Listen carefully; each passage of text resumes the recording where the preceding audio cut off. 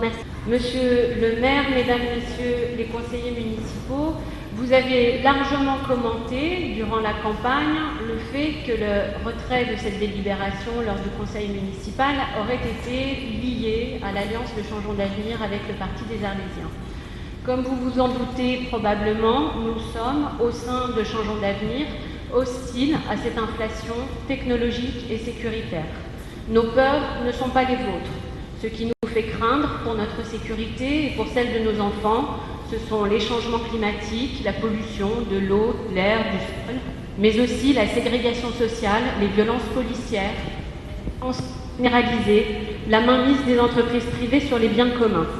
Nous pensons que le bien vivre ensemble est trop précieux pour le remettre dans les mains d'une police ou de technologies incontrôlables, qu'il est à construire collectivement et qu'il ne peut être garanti que dans une société confiante et solidaire. Mais nous n'avons pas été élus et nous respectons le choix d'une majorité des électrices et des électeurs arlésiens de faire confiance à votre projet de remettre la maison Arles en ordre.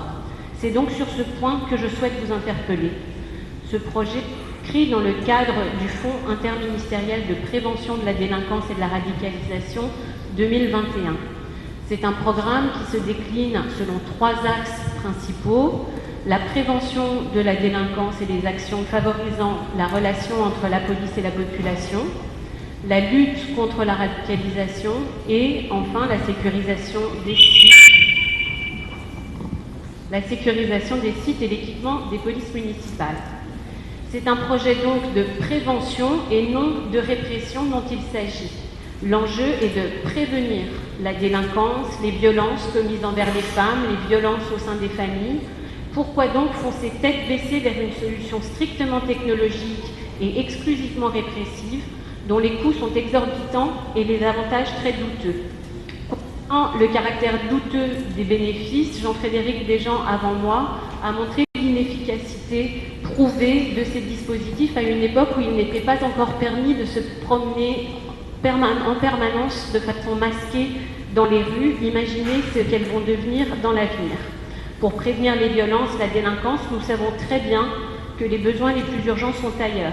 Police de proximité, éducateurs et travailleurs sociaux, centres d'aide et d'accueil pour les victimes de violences, programmes de réinsertion, valorisation urbaine et culturelle des quartiers, etc., etc. Autant d'éléments qui peuvent être intégrés dans une demande au fond dont il est question. Concernant enfin le caractère exorbitant des coûts, qui nous interpelle d'autant plus que vous nous avez montré à quel point la situation actuelle est critique. Nous sommes au cœur d'une crise économique historique qui met à mal, probablement de façon durable, les finances publiques. C'est ici 460 000 € de fonds publics qui sont en jeu, dont plus de 150 000 € pour la seule mairie d'Arles. Mais ce n'est que la pointe émergée de l'iceberg. D'après le site des collectivités territoriales, le coût d'entretien annuel d'un parc de vidéosurveillance s'élève à 30% de l'investissement initial, soit un montant de près de 140 000 € chaque année. Pire encore, se pose la question des agents de surveillance. Pour un fonctionnement optimal, un agent peut scruter 20 écrans au maximum. La commune possède déjà 162 caméras, il faudrait donc 8 postes de contrôle. Et si cette surveillance est assurée 24 heures sur 24, tous les jours de la semaine, il faut 5 agents à temps plein et par poste pour se relayer. Pour garantir un usage efficace et permanent du parc existant, et seulement du parc existant, ce serait donc un budget salarial d'1 million d'euros par an qu'il faudrait assurer. Et vous souhaitez augmenter encore ce parc. Vous allez mettre la ville dans une situation inextricable, soit se ruiner pour un usage optimal d'un équipement dont elle n'a pas besoin, soit laisser cet équipement sous-utilisé, faute d'agents, et rapidement obsolète, faute d'entretien.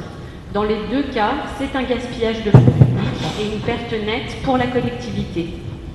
Monsieur le maire, mesdames, messieurs les conseillers municipaux, je vous suggère donc de vous abstenir de voter pour cette délibération qui n'est ni utile ni nécessaire aujourd'hui et de prendre le temps, plutôt que de reprendre tel quel le travail d'une équipe municipale dont vous n'avez cessé de décrier l'indigence et l'incapacité à assurer la sécurité des Arlésiennes, de monter votre propre projet de lutte contre les violences et contre la délinquance, un projet qui serait bien évidemment adapté à nos besoins, mais surtout ajusté à nos moyens.